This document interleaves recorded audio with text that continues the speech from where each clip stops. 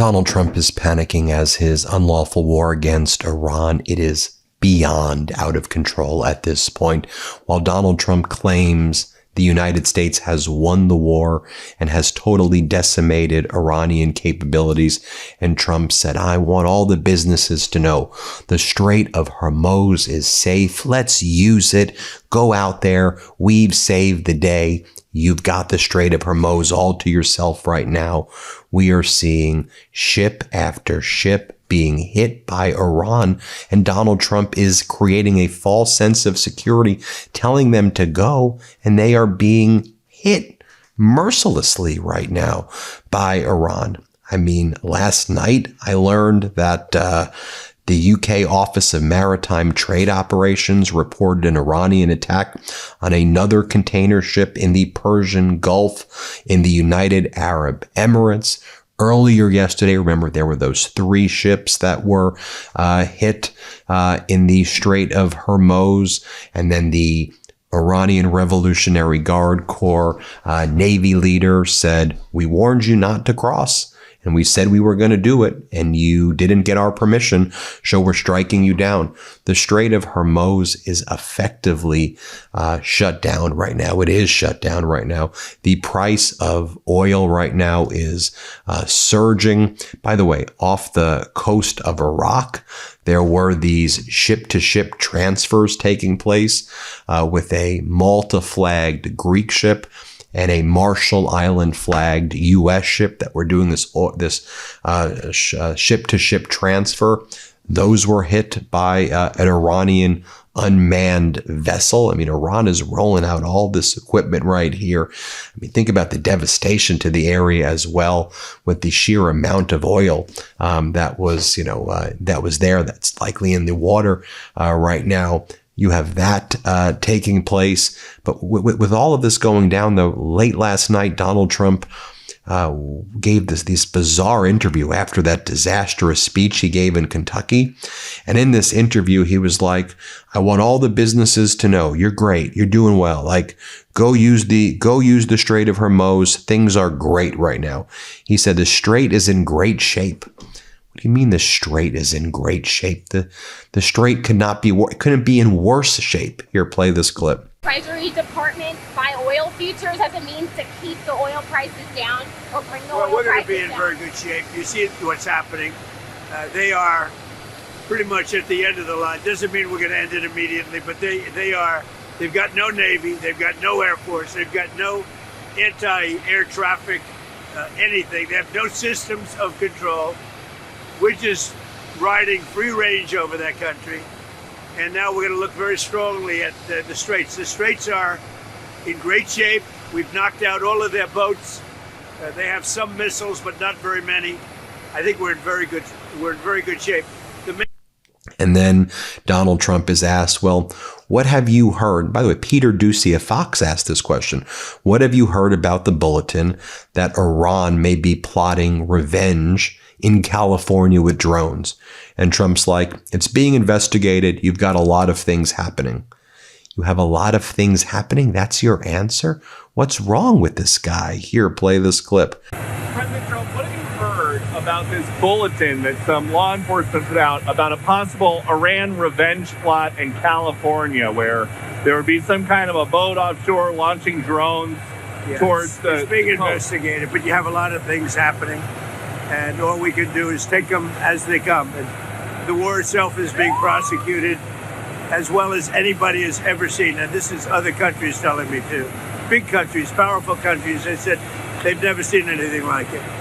And they also agree with what I'm doing. They say it's an evil country, and it's been for 47 years that way. And what about sleeper cells, Donald? Have you been briefed about sleeper cells? And he goes, we've got our eye on all of the sleeper cells.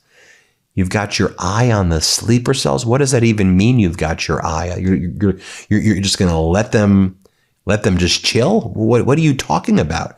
Play this clip. And it's been for 47 years that way. And if they try to hit us back, have you been briefed about how many Iran sleeper cells there could be inside the U.S. right now? I have been, and a lot of people came in through Biden with this stupid open border. But we know where most of them are, We've got our eye on all of them, I think.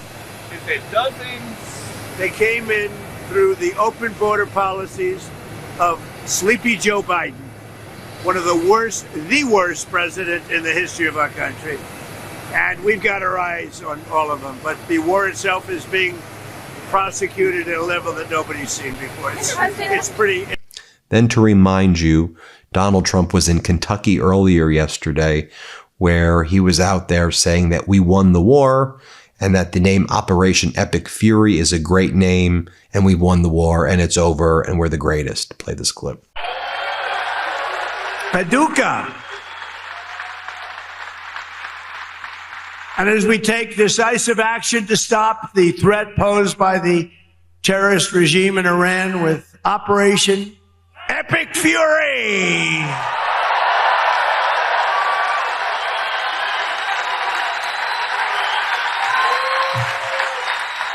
Is that a great name? Well, it's only good if you win. You know, you can only do. And we've won. Let me tell you, we've won. You know, you never like to say too early you won. We won. We won the bet. In the first hour, it was over. So yesterday also there was a meeting taking place in Miami between Trump's regime and Putin's regime. Yeah, in Miami. Was it secret? No. So Russia is helping Iran try to kill Americans, destroy American assets, and win the war.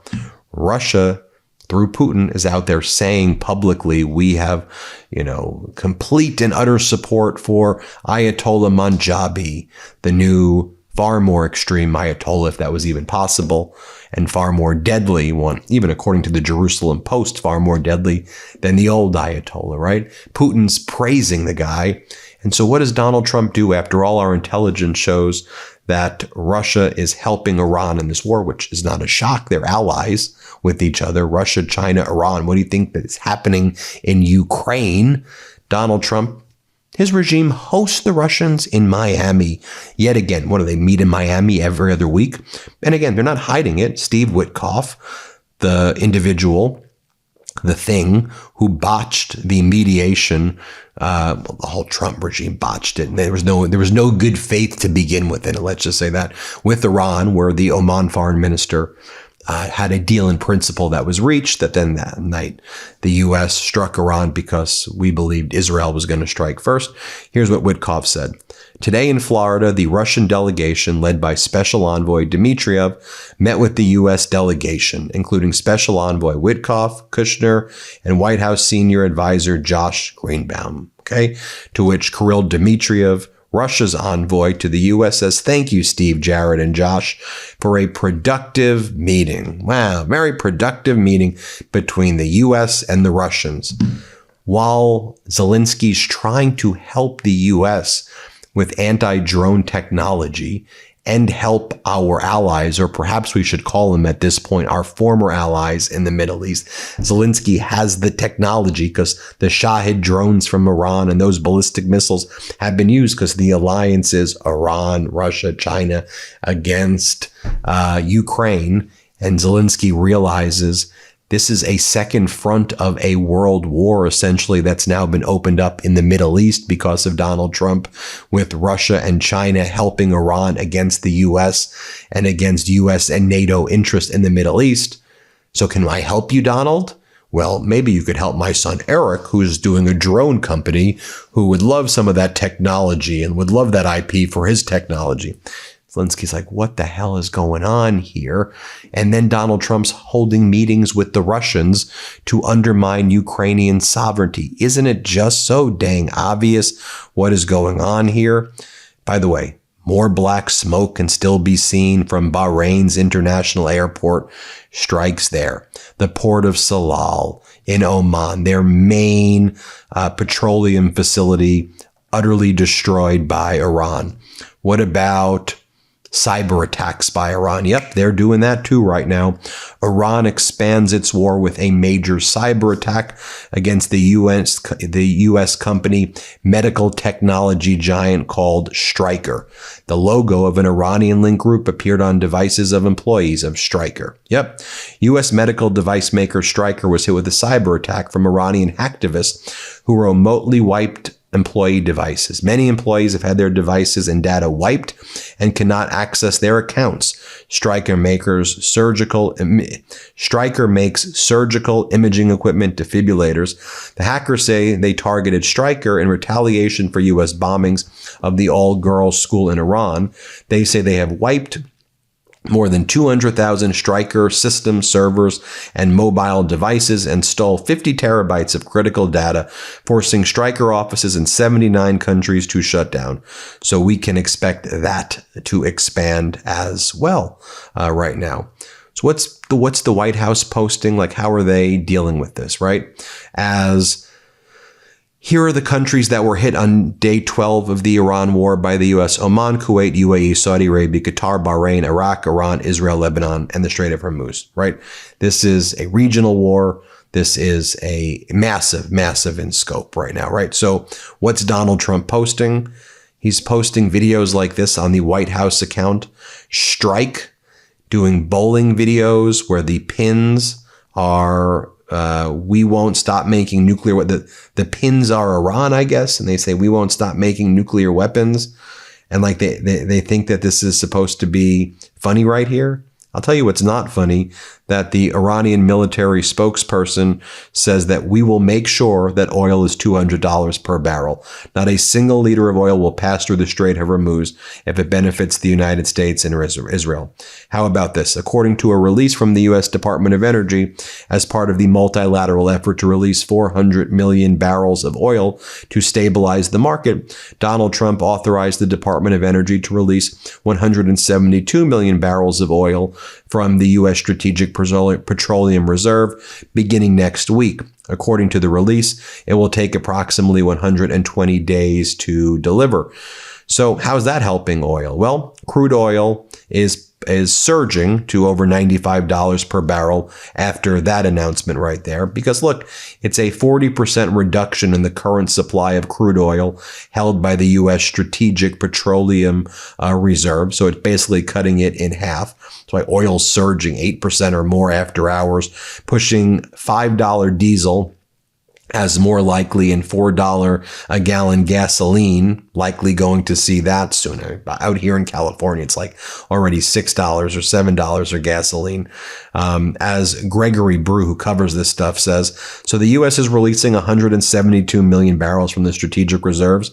It will be done over 120 days, so 1.4 million barrels per day, though they will have trouble putting out more than 1 million barrels per day. So the strategic reserve will be left with approximately 240 million barrels per day left. Do I get this right? This is really something. By really something, he means stupid, because the amount of petroleum that's actually the amount of barrels per day that's needed is over between 20 and 30 million a day is what's needed. So 1 million is not going to make a dent, but over the course of 120 days, it will deplete our strategic reserves. So like quite literally, what the hell are we doing right here? And if you're wondering, well, is Iran going to surrender? They have no interest in surrendering. They know that this is a war of attrition. They know that they actually have Donald Trump by the little tiny marble things that may or may not even be there at this point, or never were there. Sorry for the visual. Iranian's President Pezeshkian outlined what Iran views as a path to end the war, saying it must include recognition of Iran's legitimate rights, payment of reparations, firm international guarantees against future aggression. Pezeshkian says he conveyed the message during talks between leaders of Russia and Pakistan, because that's the damn alliance, Donald. And I know you threw India under the bus for Pakistan, but guess who's talking? Your buddies over in Pakistan. Yeah, I know they gave crypto money to your World Liberty Financial, so you had their chief general over as well, and because they lied and said you deserve the Nobel Peace Prize. By the way, remember that Nobel Peace Prize? I stopped 8 wars. Remember? Oh my God. But here's what Pakistan's president wrote. Talk to the leaders of Russia and Pakistan. I reaffirmed Iran's commitment to peace in the region. The only way to end this war, ignited by the Zionist regime in the U.S., is recognizing Iran's legitimate rights, payment of reparations, and firm international guarantees. And so what Iran is doing, by the way, just so you know, and this is what Russia's guiding them on, is the language that Ukraine is using, firm international guarantees, these types of things. Iran is now using that language at the behest of Putin to try to create moral equivalence as well, to also undermine any effort of Ukraine in order to bring peace to the region. And again, this is part of a global. Donald Trump has brought about a global reordering that will make the United States the weakest ever. And again, I think we put this out on our MeidasTouch account, which is we're seeing in real time just how Donald Trump was able to bankrupt all of these casinos over and over again, except instead of casinos, it's us. And it's just happening in real time. We can see it. Sad. But those are the facts. Hit subscribe. Let's get to 6 million subscribers. And thank you all so much for watching. Thanks for watching. Be sure to add the MeidasTouch podcast on Apple Podcasts, Spotify, or wherever you get your podcasts for new updates every single day.